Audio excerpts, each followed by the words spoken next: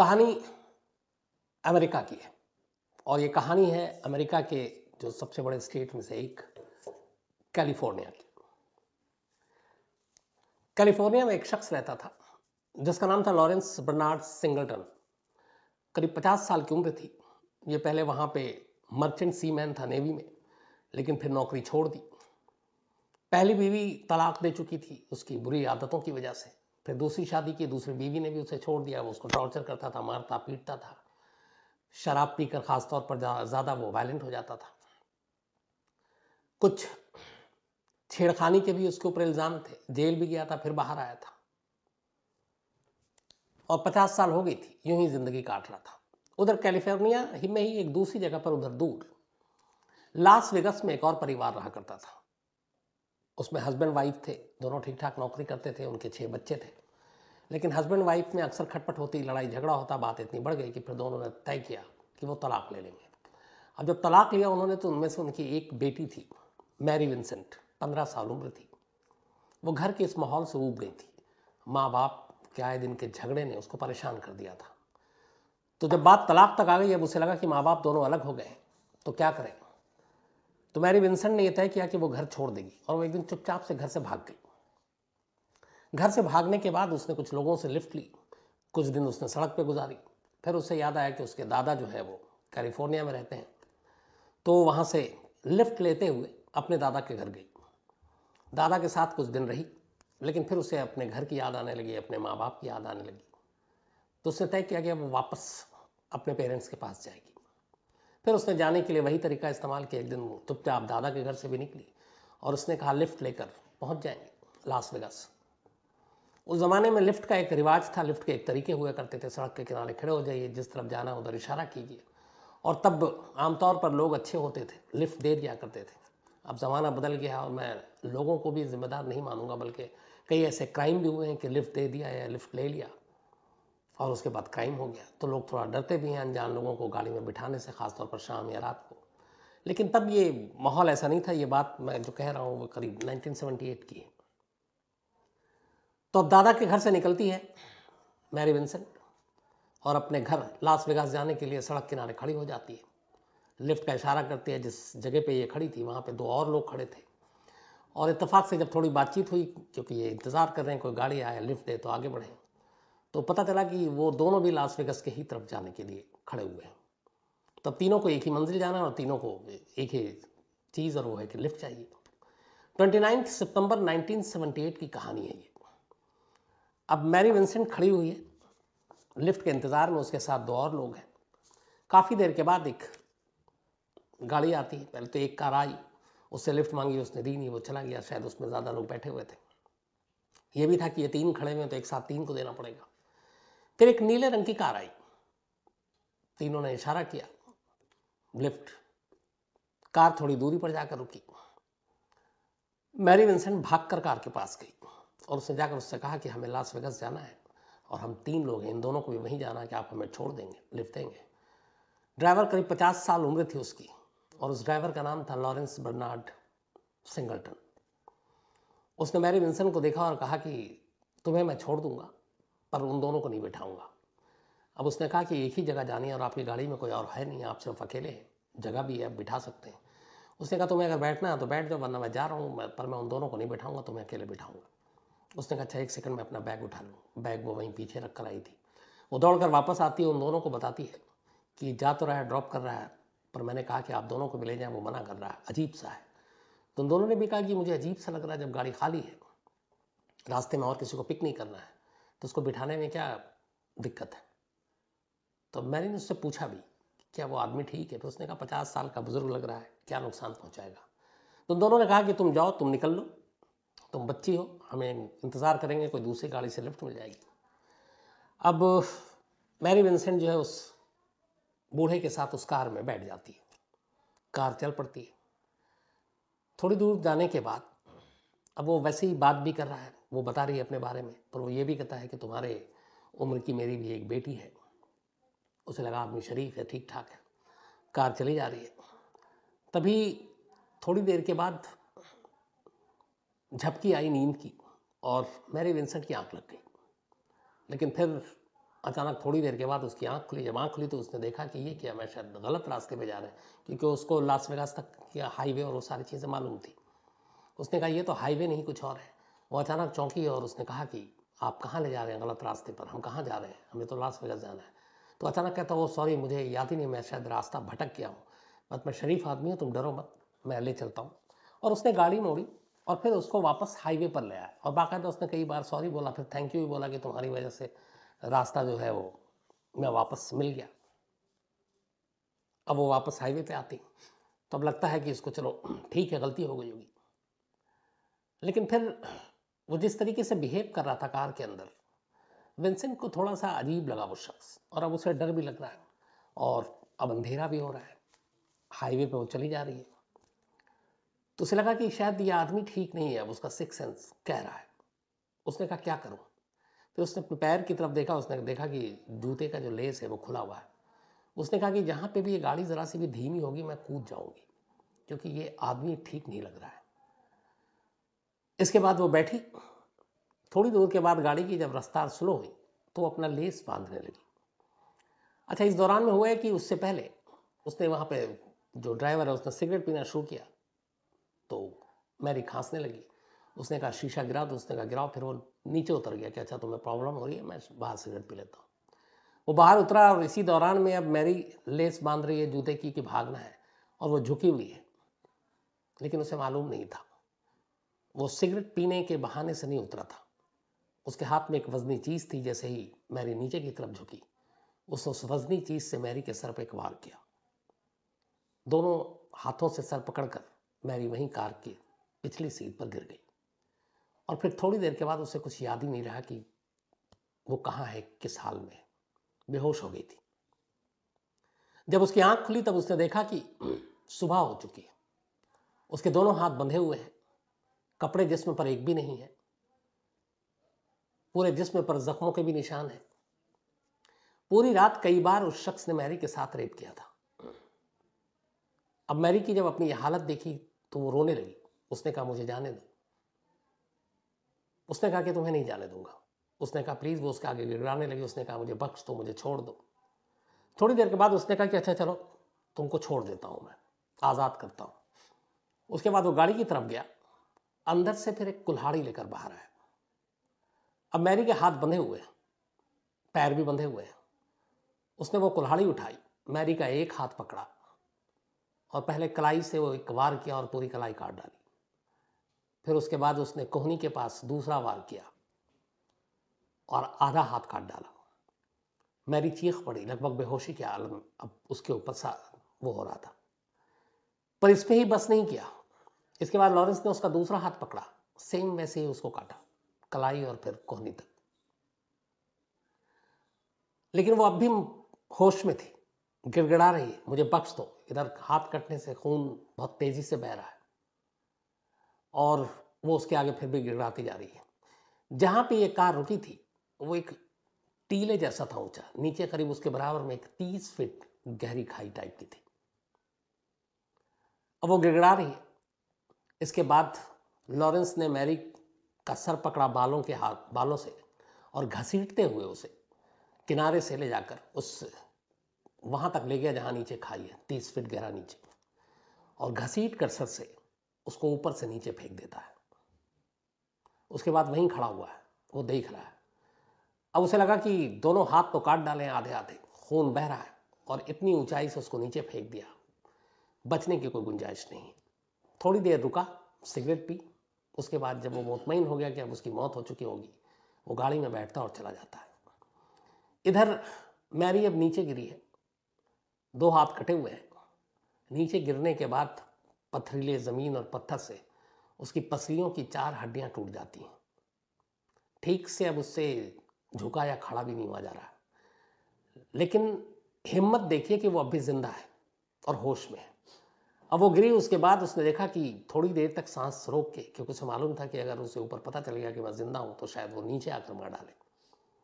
वो इंतजार करती रही कि शायद वो चला जाएगा, ज्यादा देर नहीं खड़ा रहेगा क्योंकि रिस्क है उसके खड़े रहने में। आखिर काफी देर तक इंतजार करने के बाद जब उसे यकीन हो गया कि वो शायद जा चुका है, अब उसने उन पथरीली चट्टानों पे धीरे धीरे चढ़ना शुरू किया। चढ़ते चढ़ते, चूंकि लगभग 30 फीट थी, पूरी रात और अगला दिन निकल गया, क्योंकि वो बहुत सुस्त रफ्तारी से चल रही। इधर दोनों हाथ कटे हुए थे, खून बह रहे हैं। उसने वो जो नीचे कुछ कीचड़ और मिट्टी थी उसके अंदर अपने हाथों को यूं डाला, और दोनों हाथ, उसने कहीं पढ़ा था कि अगर कोई चीज़ कटा हुआ हो तो नीचे की तरफ करें तो खून तेजी से बहता है। उसने अपने हाथों को हवा की तरफ रखा, उन कटे हुए हाथों को, ताकि खून नीचे की तरफ ना आए, और उसी पोजीशन में हाथ को कटे हुए ऊपर उठाकर अब वो चढ़ाई शुरू करती है। आखिरकार कई घंटों के बाद रुकते बैठते, सोचिए कि 2 हाथ कटे हुए हैं, 4 पसलियों की हड्डियां टूटी हुई हैं, और वो न सिर्फ जिंदा है, बेहोश भी नहीं है, और अब भी जंग लड़ रही है। अब वो करते करते आखिरकार ऊपर आ जाती है, लेकिन जब वो ऊपर आती है 24 घंटे से भी ज़्यादा बीत चुका था, फिर से शाम हो गई। अब वो ऊपर आने के बाद इंतज़ार करती है कि शायद यहाँ से कोई गाड़ी गुजरे। ठीक उसी जगह आई थी जिस जगह से उसे धक्का दिया था और जहाँ पर उसका हाथ काटा था।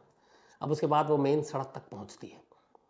वहाँ पहुँचने के बाद अब गाड़ी का इंतज़ार कर रही होती है, लेकिन रात हो गई, कोई उसकी तरफ देख भी नहीं पाएगा, अंधेरा था। पूरी रात उसने अब वैसी ही काटी। ये दूसरी रात थी। अब सुबह हुई।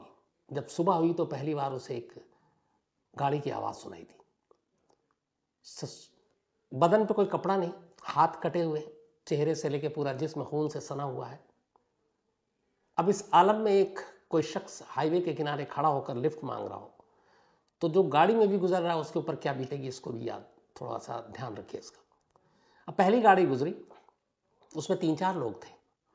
अब जैसी ये सड़क के किनारे आएगी ताकि वो लिफ्ट मांगे, हाथ तो है नहीं कि इशारा भी कर सके, लेकिन वो पता चल रहा है कि ये लिफ्ट मांग रही है, मजबूर है। बट गाड़ी में बैठे हुए लोग, एक बिना कपड़ों के एक ऐसी लड़की जिसके दोनों हाथ कटे हुए हैं, खून पूरा जिस्म से भरा हुआ है, वो डर के मारे गाड़ी की स्पीड बढ़ाकर भाग जाते हैं। बहुत गुस्सा भी आता है। अब उसे लगता है कि मैं क्या करूं। इधर उसे भयानक नींद भी आ रही है, नींद कहें या बेहोशी कहें, और उसे ये भी पता है कि अगर वो सो गई तो फिर बचेगी नहीं, क्योंकि फिर शायद उस तक कोई पहुंच नहीं पाएगा और खून तब तक बह चुका होगा। तो अपने आप को खुद ही जगा रही है, बार बार कह रही है कि सोना नहीं है, सोना नहीं है। थोड़ी देर और बीतती है। इसके बाद एक पुराना सा ट्रक उसी रूट से गुजरता है। उस ट्रक पे एक हस्बैंड वाइफ थे जो हनीमून मनाकर लौट रहे थे। ये फिर वहीं खड़ी हो जाती है इस उम्मीद में कि शायद कोई उसे बचा ले। ट्रक ड्राइवर और उसकी वाइफ दोनों इस हाल में एक लड़की को देखते हैं, घबरा जाते हैं, डर जाते हैं, लेकिन फिर वहीं थोड़ी आगे जाकर उन्हें लगता है कि नहीं, शायद उसे मदद की ज़रूरत है। अच्छे लोग थे। फौरन वो ट्रक से पति पत्नी नीचे उतरते हैं, आते हैं, और उसके बाद उसे अपने साथ ट्रक पर बिठाते हैं। ट्रक पर बिठाने के बाद थोड़ी दूर जाते हैं, तब मोबाइल था नहीं, और एक फ़ोन बूथ पे वो फ़ोन करते हैं इमरजेंसी सर्विस के लिए। इमरजेंसी सर्विस से फ़ोन करने के बाद एक चॉपर आता है सरकारी, और उस चॉपर पे मैरी विंसेंट को फौरन नज़दीक के अस्पताल ले जाया जाता है। वो अब भी होश में थी, अब भी जिंदा थी। अस्पताल ले जाने के बाद अब उसका इलाज शुरू होता है, और डॉक्टर उसको देखकर इस बात पे हैरान थे कि ये बची कैसे। उसके जिस्म से आधे से ज़्यादा खून रिस चुका था, और जो बाकी खून बचा था वो लगभग जहरीला हो चुका था, क्योंकि मिट्टी, कीचड़, धूल उस जख्म के जरिए। तो खून जहरीला आधे से ज्यादा निकल चुका है। लगभग 30 घंटे से ज्यादा वक्त हो चुका है, लेकिन वो फिर भी जिंदा है, और डॉक्टर इस बात पर हैरान थे। इसके बाद इमरजेंसी, उसका ऑपरेशन, सब कुछ शुरू हुआ। अब जब ये सब कुछ हुआ तो फिर उसे बेहोश किया गया, तब वो बेहोश हुई। उसके बाद जब होश में आई तब तक पुलिस को मालूम, खबर दी जा चुकी थी। पुलिस ने स्टेटमेंट दिया। मैरी विंसेंट ने अपना स्टेटमेंट दिया। उसने गाड़ी का नंबर उसे याद नहीं था। उसने गाड़ी का हुलिया बताया, कलर बताया, और उस शख्स का हुलिया बताया जिसने उसे लिफ्ट दी थी, 50 साल के उस शख्स, लॉरेंस बर्नार्ड सिंगलटन की। पुलिस ने स्केच बनवाया, और पूरे इलाके में, अमेरिका में, जो उसके अलग अलग अखबारों में उसके फोटो छपे, पोस्टर चिपकाए गए कि ये वांटेड है। एक कैलिफोर्निया में ही एक पड़ोसी ने उस पोस्टर को देखकर पहचान लिया कि ये तो उसके बराबर में रहने वाला लॉरेंस है। उसने फौरन पुलिस को इन्फॉर्म किया। उसने कहा, ये जो आपने तस्वीर आपने दी है, जिसको आप वांटेड है, ये मेरे पड़ोस में रहता है, इसका नाम लॉरेंस बर्नार्ड सिंगलटन है। पुलिस फौरन उस घर में पहुंचती है, सिंगलटन वहीं था। पुलिस उसे दबोचती है, गिरफ्तार करके ले जाती है। अब उससे पूछताछ होती है। पुलिस उसके ऊपर रेप, अटेम्प्ट टू मर्डर, बाकी सारा तमाम सेक्शन के तहत केस दर्ज करती है। अब अदालत में मुकदमा शुरू होता है। अब यहां एक नई कहानी आ जाती है। अदालत में जब कहा जाता है सिंगलटन को कि तुम पर ये इल्ज़ाम है, तो कहता है कि नहीं, मैंने कुछ नहीं किया। वो उल्टा कहता है कि जो मैरी विंसेंट है ये एक प्रोस्टिट्यूट है और मैंने इसको पैसे दिए। मेरी गाड़ी में एक और शख्स था, मुझे बीच में पता नहीं मालूम, मैं भूलने की बीमारी है, सो जाने की जल्दी बीमारी है, तो शायद उसी ने कुछ किया हो और फिर वो भाग गया हो। मैं बेकसूर हूं। लेकिन बहुत सारी चीज़ें थी, जो दो लोग और खड़े हुए थे वो भी विटनेस थे, उन सबको देखते हुए ही उसका तर्क कमज़ोर हो गया। लेकिन इधर एक नई परेशानी और अड़चन ये थी कि कैलिफोर्निया में 2000 बल्कि 1778 से लेकर 1972 तक डेथ पेनल्टी थी, सजाए मौत थी। और इस दौरान 1778 से लेकर 1972 तक करीब 709 लोगों को सजाए मौत दी गई थी, 709। लेकिन 1972 में वहाँ के बहुत सारे ह्यूमन राइट्स एक्टिविस्ट और सरकार और वहाँ के जो गवर्नर, इन लोगों ने डेथ पेनल्टी का विरोध किया और कहा कि किसी को सजाए मौत नहीं मिलनी चाहिए। तो कानून में मैक्सिमम जो पनिशमेंट है वो 14 साल कर दी गई। चाहे आपका जुर्म कितना भी बड़ा, कितना घिनौना क्यों ना हो, 14 साल से ज़्यादा आपको सज़ा नहीं मिलेगी। तो 1972 में अब कैलिफोर्निया में डेथ पेनल्टी पर रोक लग गई है।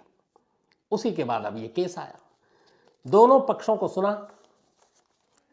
इसके बाद जज ने अपना जब फैसला सुनाया, तो फैसला सुनाने से पहले जज ने कहा कि अगर मेरे पास पावर होता तो मैं इस शख्स को ऐसी सजा देता है कि ये दोबारा कभी जिंदगी में आज़ाद हवा में सांस न ले, इसकी पूरी जिंदगी जेल की चारदीवारी और सलाखों के पीछे ही कट जाए और फिर वहीं इसकी मौत हो जाए। लेकिन मैं मजबूर हूं कानून से, और जो सजा का हमें अधिकार दिया गया, इसलिए मजबूरन इसे 14 साल की सजा दे रहा हूं, जो मैक्सिमम पनिशमेंट है। एक लड़की जिसके दोनों हाथ काटे गए, जिसके साथ अनगिनत बार रेप किया गया और जो पता नहीं कैसे बच गए, जिसको लेकर डॉक्टर तक हैरान थे। ऐसी घिनौनी और ऐसी भयानक जुर्म के बावजूद सिर्फ 14 साल की सजा हुई लॉरेंस को। ऊपर से भी मजाक देखी कि 8 साल के बाद लॉरेंस को उसको बेहतर चाल चलन, जेल के अंदर उसकी अच्छाई को देखते हुए पेरोल दे दिया गया। मतलब सिर्फ उसने 8 साल जेल में काटे। इधर जब 8 साल के बाद जेल से वो पेरोल पे बाहर निकला तो मैरी घबरा गई, क्योंकि कोर्ट में जब पेशी के दौरान उसने पहली बार उसने कहा कि जब मैं पेश हुई तो मेरे से कुछ दूरी पर वो खड़ा था और मैं उस सारे मंजर मुझे याद आ रहे थे, मेरे रोंगटे खड़े हो गए।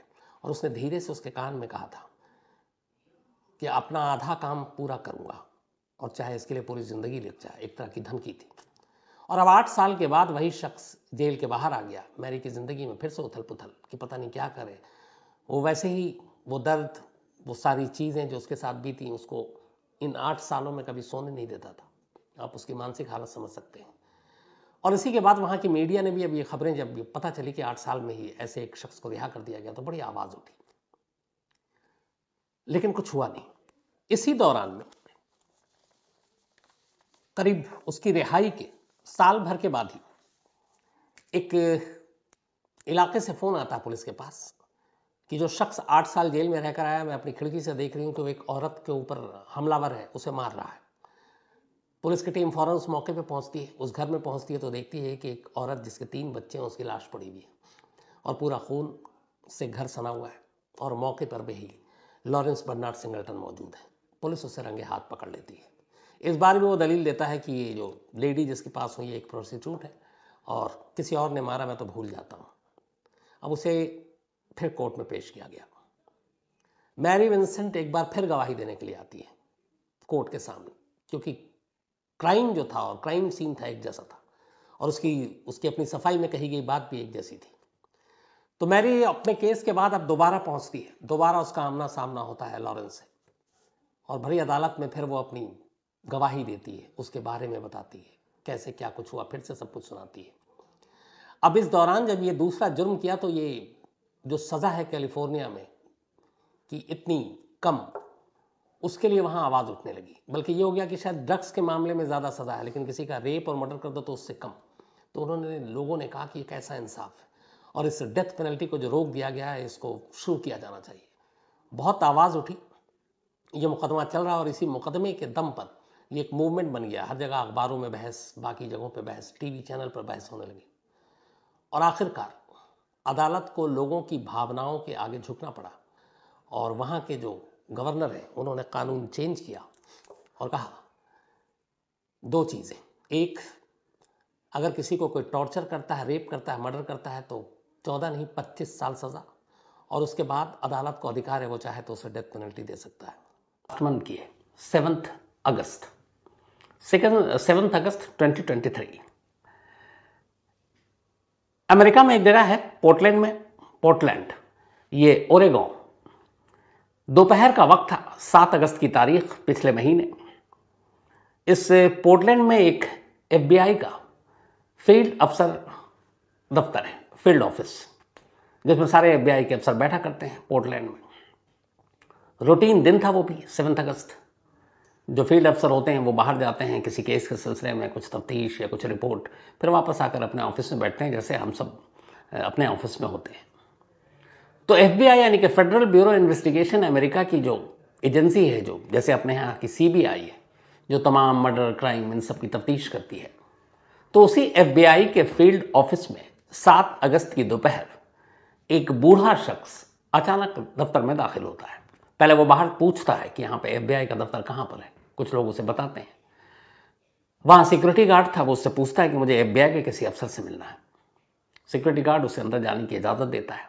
तलाशी लेने के बाद अब वो अंदर जाता है, तो एक फील्ड अफसर FBI के, वो उस बुजुर्ग शख्स के पास पहुंचते हैं।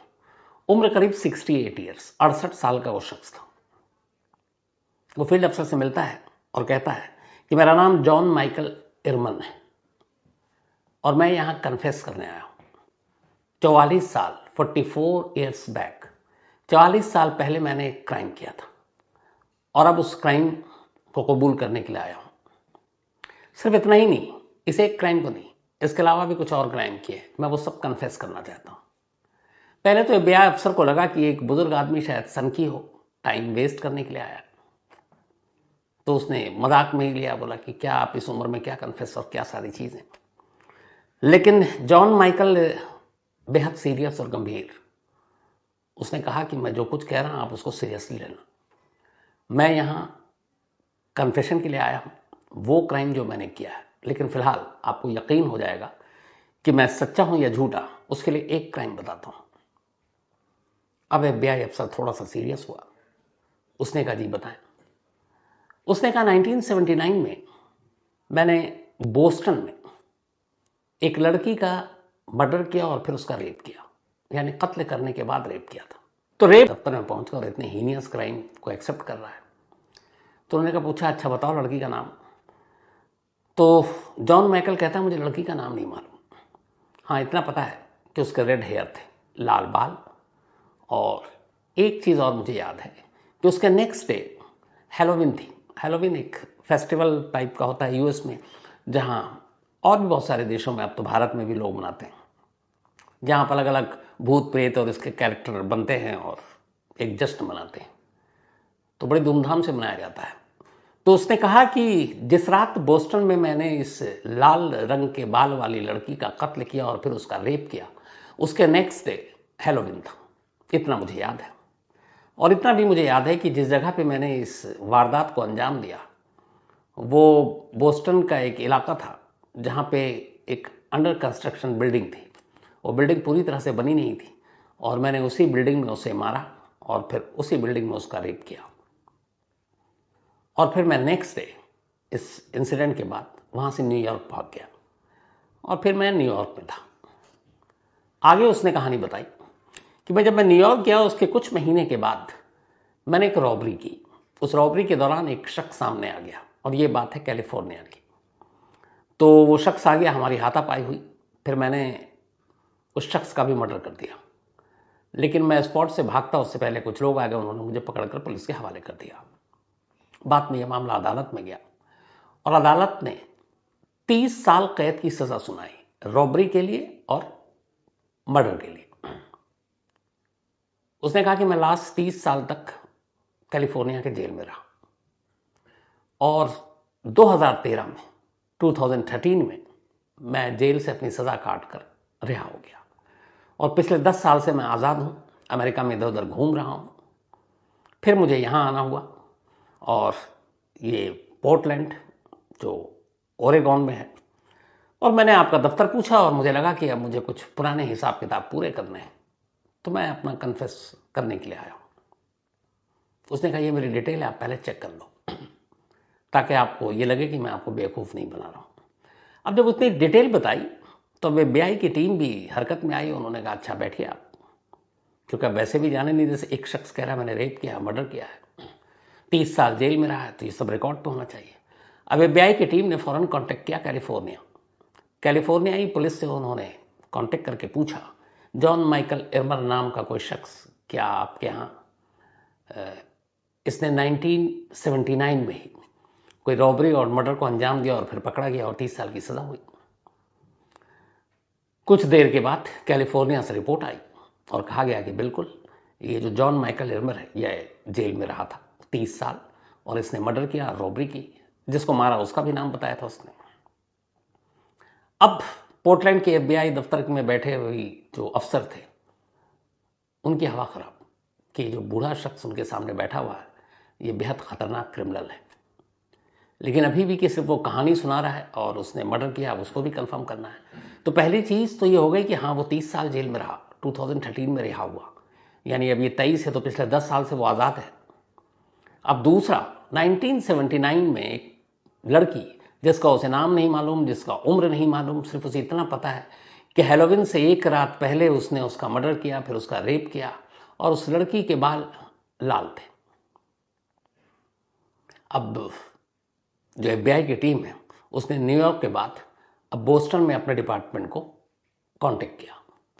अब बोस्टन के FBI की टीम से पूछा, क्या पुराना मामला है, करीब 44 ईयर्स 44 साल पहले बोस्टन में एक लड़की का कत्ल हुआ था और ये एड्रेस जो बता रहा है कि एक under construction building, red hair और उसका रेप एंड मर्डर था, ज़रा डेटा बैंक से निकालो। अब FBI की टीम वहाँ भी लग गई। उसने अपने सारे पुराने रिकॉर्ड खंगाले, जब निकाला तो वाकई जिस रात की वो बात कर रहा है उस रात एक लड़की का कत्ल हुआ था। अब उसने पूरी तरीके से डेट बताया नहीं था, लेकिन वो था 1979 और हैलोवीन से एक रात पहले की तारीख 30 अक्टूबर, ये डेट था 30 अक्टूबर। तो वो जो कह रहा था वो सच था। अब ये हुआ कि वो लड़की कौन थी, क्योंकि उस कातिल को तो नाम और ये पता ही नहीं। तो पता चला कि उस लड़की का नाम सुजान मर्सिया रोज, 24 साल की ये लड़की थी, पेंसिल्वेनिया की रहने वाली। ये सारा रिकॉर्ड निकला और सबसे बड़ी बात निकली कि आज तक इस लड़की का कातिल कौन है ये नहीं पता चला। तो सुजान रोज ये वो विक्टिम थी, 24 ईयर ओल्ड, जो पेंसिल्वेनिया में रहती थी और बोस्टन अपनी नई जिंदगी की शुरुआत करने के लिए आई थी। अब बोस्टन से ये कंफर्मेशन मिला कि हाँ ये 1979 44 साल पहले एक लड़की का रेप हुआ। मेडिकल रिपोर्ट में ये भी आया कि हाँ रेप हुआ, उसके बाद कत्ल हुआ। तो और उसको किसी हथौड़े से सर पे मारा गया था, हेड इंजरी की वजह से उसकी डेथ हुई थी। मौके से उस वक्त कुछ चीज़ें बरामद हुई थी उस लड़की के पास से, और वो जो चीज़ें थी उनमें एक उसका पर्स था, एक पर्पल कलर का कैप था, साथ ही एक ड्रैकुला के जो हेल्पर बनते हैं उसकी ड्रेस थी, और वो सब लाश के पास से बरामद हुई थी, जिसको समेट कर रख दिया था FBI ने। और FBI ने फिर उसका DNA सैंपल भी लेकर रख दिया था। अब उससे कहा गया कि भाई इस केस की पूरी जानकारी निकालो।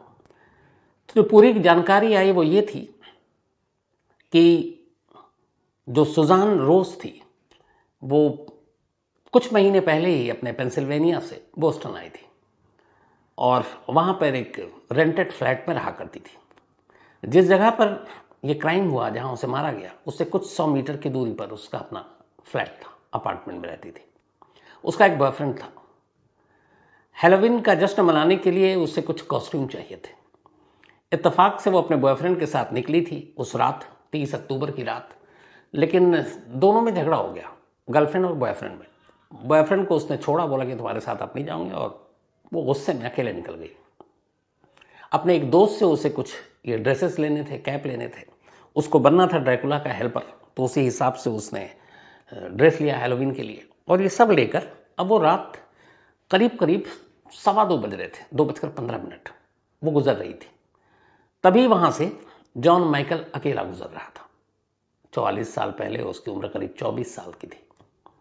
उसने देखा कि 2:15 बजे एक लड़की अकेले गुजर रही। उसने हाय हेलो किया, लड़की भी अकेली थी, उसने हाय हेलो किया रोज ने। फिर दोनों साथ चलने लगे। जब साथ चलने लगे तो अचानक ये अंडर कंस्ट्रक्शन एक बिल्डिंग दिखाई दी जो बिल्कुल सड़क किनारे थी। इतनी देर में 4-5 मिनट में दोनों के बीच बातचीत शुरू हो चुकी थी। एंड वक्त पे उसने कहा कि चलो आगे भी चलते हैं, बस यहां से मुझे कुछ उठाना है। सीढ़ी तक ले गया वो रोज को उस अंडर कंस्ट्रक्शन बिल्डिंग में, और सन्नाटा था। जैसे ही वो सीढ़ी के करीब पहुंची, उसने अपने कपड़े के अंदर से एक हथौड़ा निकाला और उसके सर पर दे मारा। हथौड़ा का जो पहला वार था वो अपने आप में शायद आखिरी वार साबित हो गया था। इसके बाद वो रोज को घसीटता हुआ फर्स्ट फ्लोर पर ले गया। फर्स्ट फ्लोर पर ले जाने के बाद उसने मुर्दा रोज के साथ रेप किया और फिर वो वहां से निकल गया। अगले दिन सुबह जब उस अंडर कंस्ट्रक्शन बिल्डिंग के जो मुलाजिम बाकी लोग पहुंचे, तब उन्होंने फर्स्ट फ्लोर में एक लड़की की लाश देखी जो पूरी तरह से न्यूड थी, जिसमें पर कोई कपड़ा नहीं था। फिर पुलिस को खबर दी गई और नेक्स्ट डे जो जॉन माइकल था वो वहां से न्यूयॉर्क भाग गया पकड़े जाने के डर से। अब इधर पुलिस रोज के कातिल को ढूंढ रही है। उस रात कौन कौन लोग थे, उसमें एक उसका जानकार मिला, एक दोस्त। और आखिरी बार इस कातिल से मिलने से पहले वो उसी दोस्त से मिली थी। उसके बयान कुछ डाउटफुल थे। कई बार होता है, अपनी जैसी पुलिस होती है वैसी बाहर भी कि चलो केस को निपटाओ। उन्होंने उसके उस दूर के दोस्त को ही कातिल ठहरा दिया और पुलिस ने उसे पकड़ लिया और उसके ऊपर रोज के कत्ल का मुकदमा ठोक दिया। 1979 30 अक्टूबर का इंसिडेंट था। अब वो बेचारा जेल में रहा। 1981 में आखिरकार कोर्ट ने अपना फैसला सुनाया। क्योंकि कोई डायरेक्ट लिंक नहीं था, डीएनए सैंपल मैच नहीं किया और रेप हुआ था तो इसमें इजीली हो जाता, तो जिसको इन्होंने पकड़ा था उसके खिलाफ कोई सबूत नहीं मिला, साइंटिफिक एविडेंस भी नहीं था। आखिरकार 1981 में कोर्ट ने उसे रिहा कर दिया। अब कोर्ट ने रिहा कर दिया, लेकिन सवाल वही था कि फिर रोज का कातिल कौन है। रोज के घर वाले इंसाफ के लिए दर दर मतलब भटकते रहे, इंतजार करते रहे। 44 साल बीत गए, कोई पता नहीं चला। अब घर वालों ने उम्मीद छोड़ दी। इधर ये हुआ कि बोस्टन पुलिस ने 2005 में, अब चूंकि बहुत सारी टेक्नोलॉजी तरक्की कर गई थी, उन्होंने सारे वो वाले डेटा बेस जो उनके पास थे डीएनए वे, वो निकाल कर जो नए सारे आ रहे थे उनके डेटा उसमें, उससे मैच कर रहे थे कि जो अनसॉल्व केसेस हैं कि शायद मैच कर जाए। उन्होंने सबके मैच किए, इस रोज के भी किए डीएनए, लेकिन किसी से सैंपल नहीं मिला। फिर उन्होंने छोड़ दिया। 2005 में उन्होंने लास्ट ट्राई किया था। 2023 है, मतलब 18 साल हो गए। इधर कत्ल करने के बाद जॉन माइकल पहुंचा न्यूयॉर्क, फिर न्यूयॉर्क से गया ये कैलिफोर्निया, और वहां पर उसे पैसे की जरूरत थी। एक शख्स को इसने एक घर में घुसकर डाका डालने की कोशिश की, विरोध करने पर उसे मार डाला, लेकिन फिर पकड़ा गया और उसे जेल हो गई। 30 साल वो जेल में रहा। 2013 नवंबर में वो छूट कर बाहर आ गया। बाहर आने के बाद वो अलग अलग शहरों में भटकता रहा, घूमता रहा। अब 30 साल के बाद जब वो बाहर आया तब तक 54 साल की तो उसकी उम्र हो चुकी थी। 10 साल इधर उधर वो भटकता रहा। 10 साल के बाद अचानक 7 अगस्त को वो पोर्टलैंड पहुंचा। अब क्या दिमाग में चल रहा था मालूम नहीं, लेकिन पोर्टलैंड जाने के बाद एफबीआई का दफ्तर ढूंढा, फील्ड अफसर से जाकर मिला और फिर उसने ये सारी कहानी बताई। अब 30 साल उसके जेल में रहने की बात सच साबित हुई रिकॉर्ड से। रोज का कत्ल हुआ था 30 अक्टूबर 1979 बोस्टन में, जो लोकेशन उसने बताया और जो उसने हुलिया बताया, रेड हेयर, वो सारी चीजें मैच कर गई। अब तक जो हल्के में ले रही थी वहां पे एफबीआई की टीम, फौरन अब यह है कि भाई इसको कस्टडी में रखो। कस्टडी में रखा गया। बोस्टन पुलिस को अब फिर से ये पूछा गया कि आपके पास रोज के डीएनए सैंपल रखे होंगे। उन्होंने कहा है। बोस्टन पुलिस को जब ये सारी खबर मिली तो अब चूंकि केस उनका था, अब बोस्टन से पुलिस की एक टीम रवाना होती है और पोर्टलैंड आती है। पोर्टलैंड आती है, उसके बाद जॉन माइकल इरमर के सैंपल लेती है। सैंपल लेने के बाद 1979 के उस डीएनए सैंपल से मिलान कराती है और 100% मैच कर जाता है। इसका मतलब था कि वो 68 साल का बूढ़ा शख्स जिस कहानी को लेकर आया था वो कहानी सच थी। जैसे ही ये सच साबित हुआ, अब उसे ऑफिशियली अरेस्ट कर लिया गया। अब जब उसे ऑफिशियली अरेस्ट कर लिया गया, उसके बाद रोज के घर वालों तक ये खबर पहुंची। 44 साल बाद अचानक कम से कम उन्हें इतना इत्मीनान हुआ कि उन्हें मालूम हो गया कि उनकी बेटी का कातिल कौन था। कम से कम अब वो सुकून से जी या मर सकते थे। तो अब रोज का केस सॉल्व हो गया, लेकिन कहानी यहां खत्म नहीं हुई थी। जब ये सब कुछ हो गया तो उसने कहा कि अब आपको यकीन हो गया कि मैं सच बोल रहा हूं, खुद पैदल चलकर आया हूं आपके पास। पर बोला ये इकलौता नहीं है, एक का तो मैंने 30 साल काट लिया, मैंने और भी क्राइम किए, एक और मर्डर है जो अनसॉल्व है, और वो भी मैं कन्फेस करना चाहता हूं। उस मर्डर के अलावा भी कुछ और मर्डर है, मैं वो भी कन्फेस करना चाहता हूं। अब जब बोला, अब चूंकि उसकी सारी बातें अब तक सच निकली, अब FBI की टीम घबरा गई। उन्होंने कहा कि जिसे 68 साल का एक तब बुजुर्ग बूढ़ा समझ रहे थे, वो हल्के में ले रहे थे, वो तो एक के बाद एक दावा किया जा रहा है। लेकिन खैर सिर्फ दावों से नहीं चलता। अब उसके बाद उसे कोर्ट में पेश किया गया। जब कोर्ट में पेश किया गया तो कहा गया कि भाई पहले तो यह है कि इसको फिलहाल कोई बेल नहीं मिलेगा, कुछ नहीं, इसको रखो और इससे सारी इन्वेस्टिगेशन करो। अब कोर्ट ने पोर्टलैंड की 17 अक्टूबर यानी कि नेक्स्ट मंथ की तारीख दी है कि इस जॉन माइकल एल्मर को कोर्ट के सामने पेश किया जाए, 17 अक्टूबर को 2023। अब 17 अक्टूबर तक FBI पोर्टलैंड की जो टीम है उनके पास ये मोहलत है कि वो इस 68 साल के शख्स से बाकी की उसकी पूरी कहानी सुने, और न सिर्फ कहानी सुने बल्कि उससे जुड़े हुए तमाम सबूत लाएं। और ये काम शुरू हो चुका है ऑलरेडी। वो जो कुछ कह रहा है उस पर FBI क्रॉस चेक कर रही है, लेकिन ये कहानी अभी बाहर नहीं आई। पर हाँ, उसने खुद जो एक्सेप्ट किया 1979 44 ईयर्स बैक 24 साल की एक लड़की के रेप एंड मर्डर का, वो पुख्ता हो गया, DNA मैच कर गया, इसलिए अब वो कस्टडी में है। 30 साल तो पहले ही जेल में रहा। ये साबित हो गया तो फिर जाहिर सी बात है कि अब उसकी उम्र सलाखों के पीछे ही कटेगी। अब बाकी जो उसने बताया उस पर इन्वेस्टिगेशन जारी है, तो जैसे ही उसमें कोई जानकारी मिलेगी आप तक पहुंचाऊंगा। लेकिन एक सवाल अब भी FBI और उनके तमाम बॉसेस को खाए जा रही है, और वो ये कि एक शख्स जो 30 साल जेल में काटने के बाद 2013 से 23 तक यानी 10 साल आज़ाद घूम रहा था, बिल्कुल बेफिक्र, कोई वांटेड भी नहीं था। अचानक अब उसे 10 साल के बाद ऐसा क्या हुआ कि वो अपने पुराने जुर्मों का बही खाता खुद FBI के पास आकर खोलना चाहता है।